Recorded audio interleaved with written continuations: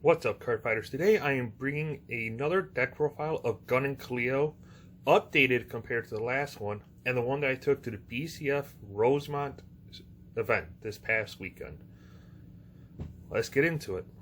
So for my grade zeros, nothing's really changed since the last deck profile. I run 4 draw PGs, 4 crit stride powders, 3 Stoicheia front triggers, 1 Crayon Mental over trigger, and then the V starter. The reason why I'm running the 3 front triggers is because of 20k shields when your opponent's at grade 3. So if you're getting rushed down because your opponent went first, it's a lot easier to keep yourself alive.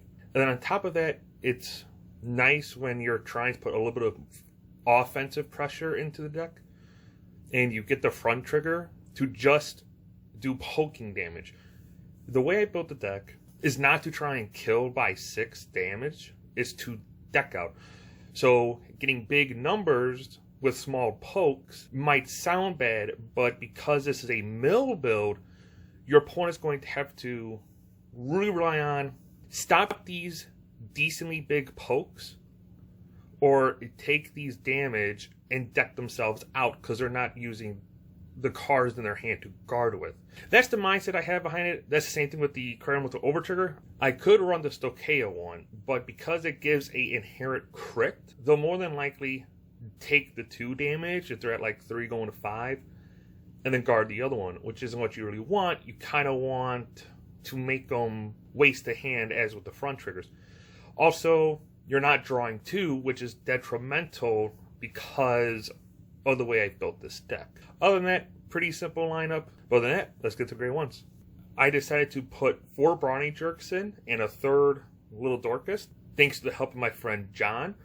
Because of him and helping me test with this deck, he helped me realize that I do need the 4th Jerk for the extra mill, and that Little Dorcas just helps me find Gunningcoleo and those speed a lot faster than only running 2 and not seeing my grade 3. Other than that, that's really it. Just Moth counter charges, Spear Condensation can help get sticky, dove speed, or anything else that I need. Gets me another Moth from the drop for counter charge.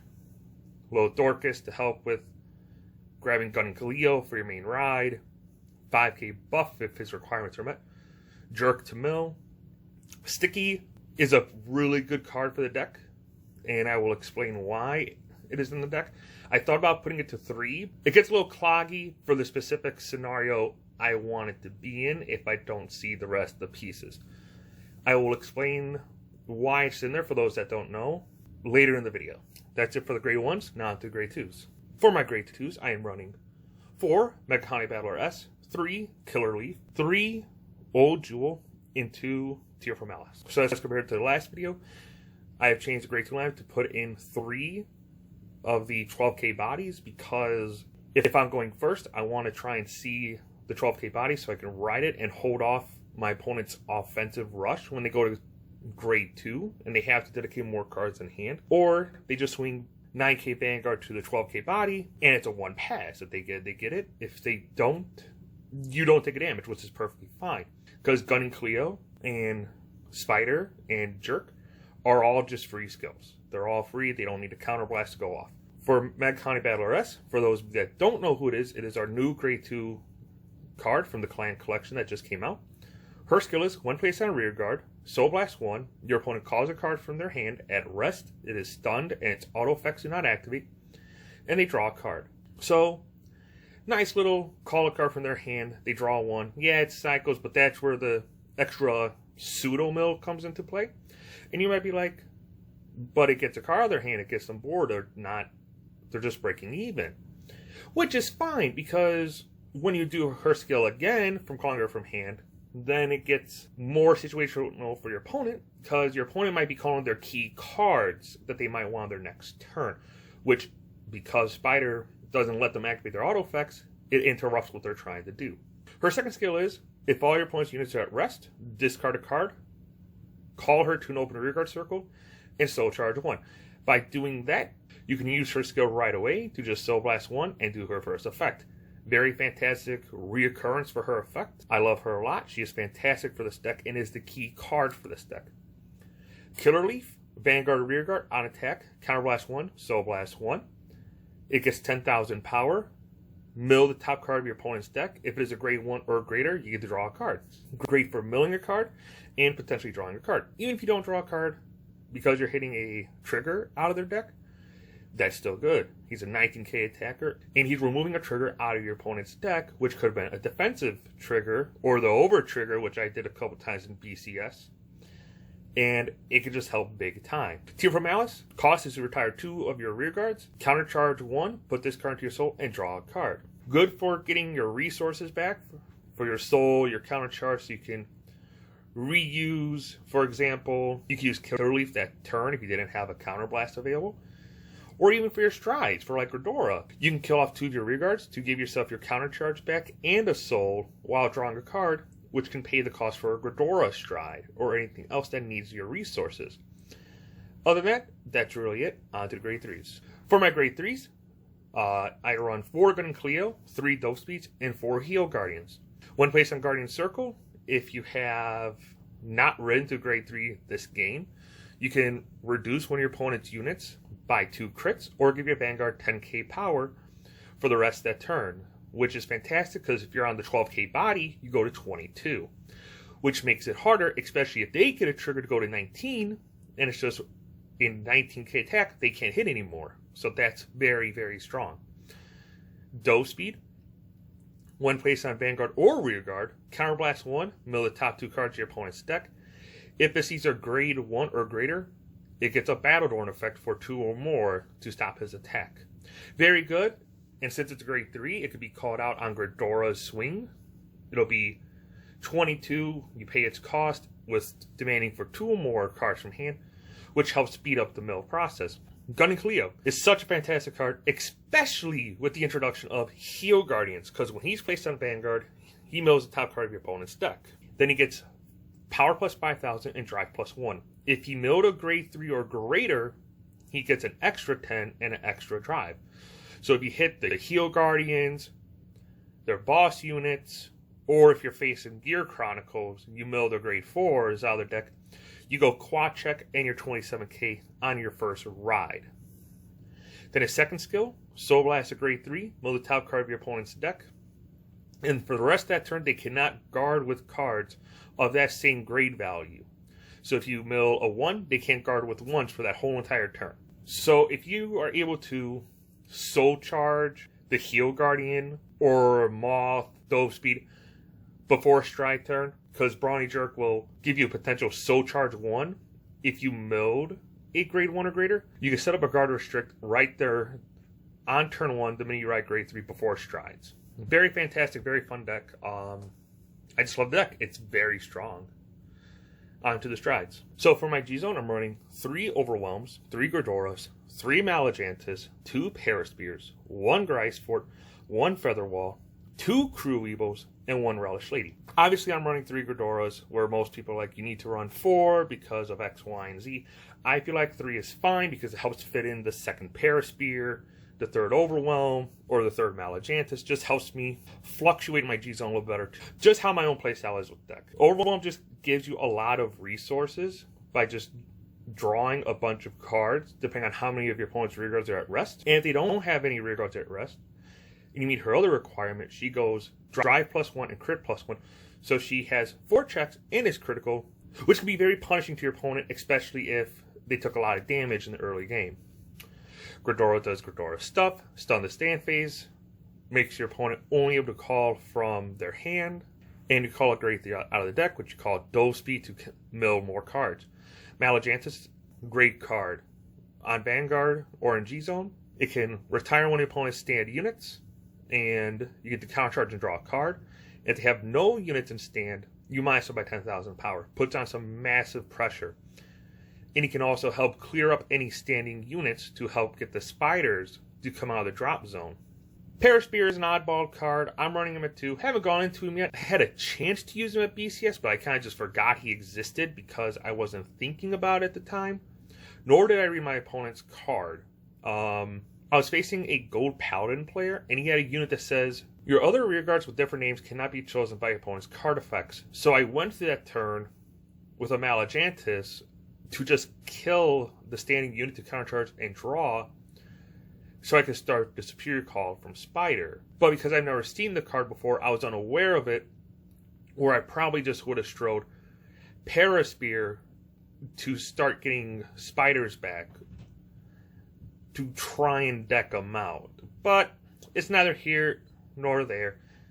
It was a good game overall. I had a lot of fun. Grisford, just rest the back row when your opponent's Vanguard's attacking for a Counterblast 1, can help interrupt so many back row plays that needs boosters and all that. Grisford is a 25k shield when her requirements are met. Crew Weeble is still a fantastic G-Guard.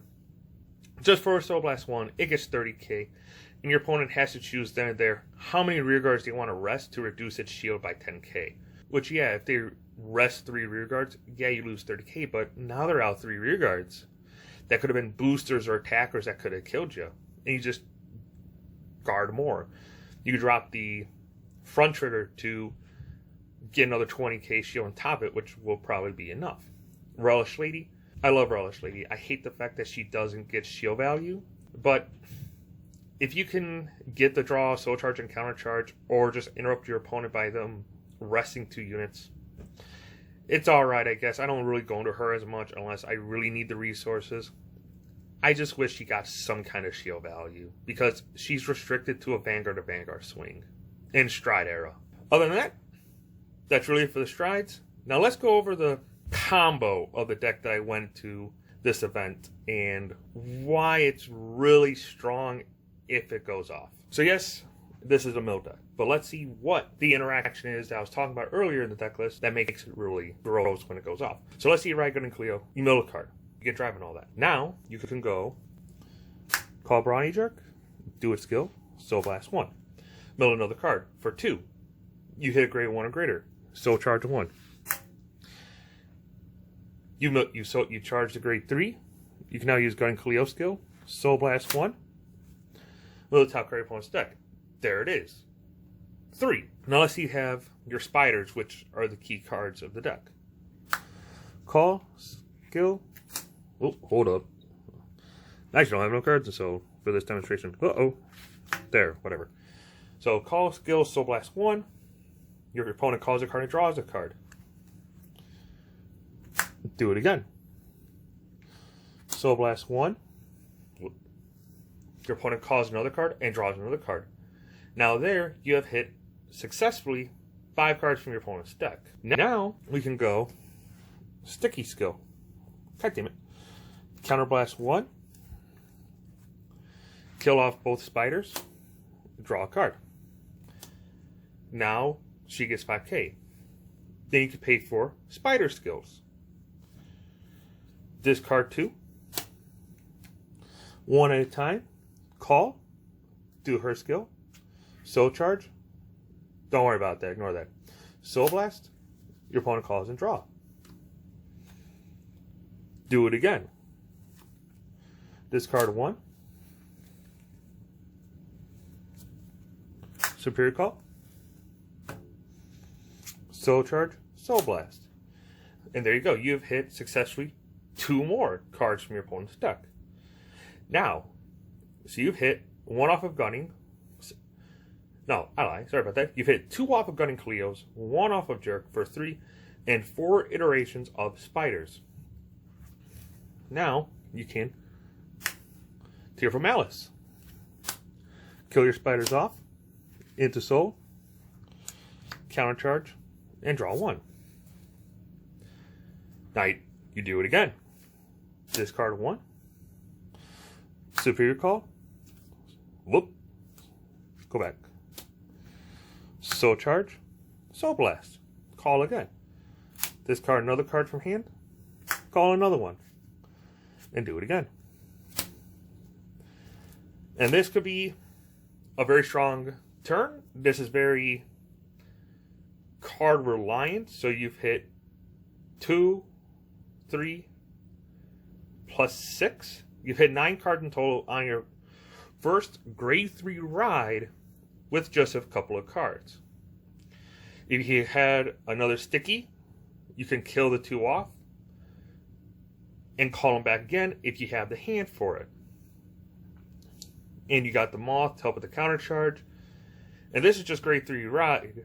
if you're going first before your opponent, and not including any other mills you've done, and that's not including going to your stride phase. If you go into your stride, you can just use Overwhelm to draw a bunch of cards to try and dig deeper into the Tearful Malice, the Spiders, the Atrocious Sticky, to try and combo off and look for your other mill cards. And then you can do Gridora, lock them out, do a small amount of Spider looping, then swing with Gridora, call out the Dove Speed to counterblast 1 and mill 2 on your opponent's deck while attacking. So it could just be beneficial. I mean, that's really it. That's the Spider loop. Try and loop Spider as much as possible in one turn. And you can potentially keep a hand size to an extent because you still haven't swung. This is all in your main phase and not your battle phase. And if you go Overwhelm, if you're not facing a heavy Superior Call deck, you can just draw a bunch of cards and still keep hand advantage. But no, that's really it. Can be a very strong grade 3 turn if you get all the pieces. This was just a demonstration of what I have built the deck to do. And again, if you go to Overwhelm, you draw more cards to help get into other key cards. Then, for example, while we're right here, Overwhelm for Malajantis. So let's say you just draw 3 extra cards. Just because you can. Draw 3. You can use Malajantis to eat up one of your spiders. If you have another spider in your drop zone, you can discard a card from your hand to call the other spider. Soul Charge, Soul Blast, call again. And there you go. You just looped another spider out of your drop zone. And it's just more cards. You can do the same. You can do this exact same setup, just minus the Gunningcoleo's second effect for the guard restrict, just on an Overwhelm turn. And then on top of that, you can just rest them off to get a counter charge back. So you essentially did a lot for realistically 1 counterblast. If you get the other Atrocious Sticky, you just do more. That's really it for the combo. Kind of situational, but when it happens, it's powerful. It's really, really powerful. So for my first time taking Gunningcoleo to an actual regional event, I did pretty well. I went 4-3. First round, I faced Grand Blue, and they played the grade 2 game with me. I think it was for about 3 or 4 turns, if I remember correctly. I just ended up winning the grade 2 game and forced them to grade 3 because I was sitting on Killer Leaf, and I had 2 spiders out of the deck. So I was just looping the spiders. And what I would do is, whenever he gave me an extra damage, or if I had an open counterblast, I would call a spider from drop, Soul Charge, Soul Blast, do all of its skills, rip a card out of my opponent's deck. Then I would call the second spider out of the drop zone, but just for the Soul Charge. Then I would attack with my Killer Leaf and do his skill to mill a card and get an extra 10k with a potential draw. So that eventually forced him to ride a grade 3 because he probably realized he couldn't keep up with me, and I just ended up decking him out. He went into King Obadiah, their first Premium Collection Stride, then into Bad Bounty, then into the new Stride. But because he forgot to use his Negrabone skill, when he swung with the Vanguard, he only had 3 cards left in deck, and that went into him decking out. That was round 1. Round 2, I faced my only Ripple match in the whole entire day. That was against Kevin Cho. That was a lot of fun. He went first. He won the die roll. So I kept him at 2 damage. We really didn't have a good start. He only swung with his Vanguard turn 2. He didn't have a really strong grade 2 game unless he was just holding off for the grade 3 turn. He did his grade 3 turn with 3 Odysseus's. I took all of it, going down to 5. I believe I hit a defensive trigger, and then I dropped the Heal Guardian to give my Vanguard an extra 10k. So he wasn't able to finish me off that turn, so I was able to get an extra turn in. I went into Overwhelm. I drew 7 cards. I drew into all the pieces that I needed. Then I proceeded to go for deck out the best that I can, because he had like 25-ish, maybe 26 cards out of his deck by the time he was done with all the drawing, the excels, and all the effects he was doing. and I came pretty close. I brought him to, I think, under 10 cards out of his deck. And he was pretty surprised with what I was doing to his deck and milling him, making him call cards to draw and all that. Yeah, no, I couldn't deck him out as hard as I tried. I eventually ran out of resources. No way to really loop the spiders as much as I wanted to. And because you can only use one order a turn, I couldn't use like another Tearful Malice to keep pushing for it. So I ended up putting him to 3 damage and passed. He ended up having the damage inflictor in his hand. I was confident I could live the turn until he did the damage inflictor, and that was just game. I had 3 heal triggers out of my deck. I had the over trigger gone, and he did the Balios to lock me at 7, and I just accepted defeat. I just went to 6. I told him good game. It was definitely good seeing you again, Kevin. I am deeply sorry I didn't recognize you right away. Just know that I had a fantastic time playing you again, and I hope to see you in the future. Round 3 was against Nightmare Doll. I decided to be a little crazy with that game. I rode the grade 3 first because I was like, you know what? It's Pale Moon, it's the LS Loop. Let's see what happens here. Ended up not being the LS Loop because he didn't see his pieces. He ended up doing like 3 Vanguard attacks. Or 4. I can't remember. I was very taken aback by it. I took all of it down to 5 and then proceeded to get a front trigger or draw trigger. I can't remember. My memory is really bad.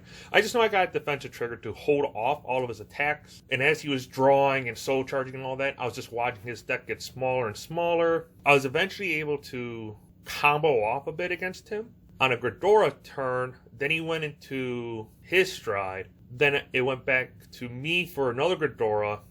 And when he rode out of the Gridora stun, he only had 1 card left in deck. Well, he had 2 cards. He got the Excel marker, drew 1. He couldn't attack the Vanguard, so he just called 3 units and just attacked me with the 3 units on Excel circles.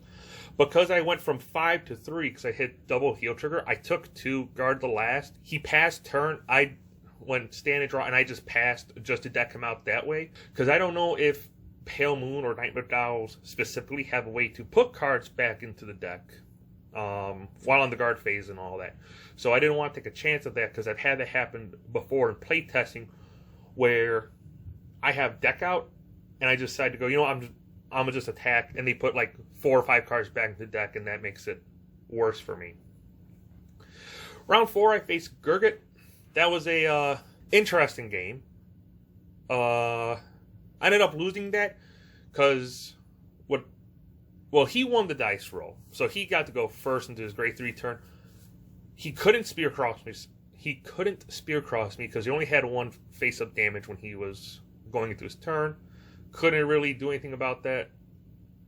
Then, on my final turn, he only had 7 cards in hand. He was at 5. I couldn't combo off because I didn't see the spiders to deck him out. So what I ended up doing was, I ended up going Malajantis and minusing him by 20, 10 off the Vanguard, and 1 in the G zone for my second stride. No, I lied, for my third stride. Because I thought he was out at least 3 PGs. Because I know 2 were in the drop zone. So when I was attacking him, trying to push for game with the 3 attacks, he ended up having 2 perfect guards in his hand. I was able to just block all my attacks. So I couldn't close the game there. I ended up losing on the next turn. I don't feel like there's any other way I probably could have won that game. I feel like Malajantis was the optimal play. Minusing 20k to the Vanguard and demanding a lot of shield out hand was more optimal than going to Gridora. But I just couldn't factor the fact that he had 2 perfect guards in his hand. If he had 1, he had 1. I knew that I was going to be able to push forward because I had 2 Brawny Jerks to rip 2 out of hand. I just wasn't expecting the second one to come out of the hand, which is fine. It's just a game. I enjoyed that one a lot. Round 5, I ended up facing a no-CL deck. And I have 0 experience against Angel Feathers.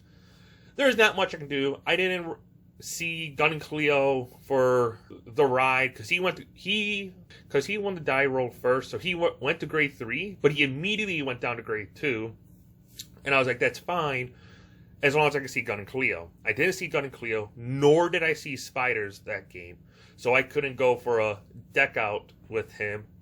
I ended up losing that game because he was running the stand variant of no CL, and everybody was just big in the front row. I couldn't hold it off, so I had to take that L on that one, which is fine. You know, when you see a clan or deck you have no experience with, you can only do so much, especially if your deck's just telling you not today. Round 6, I ended up facing another Grand Blue player. He didn't play the grade 2 game with me.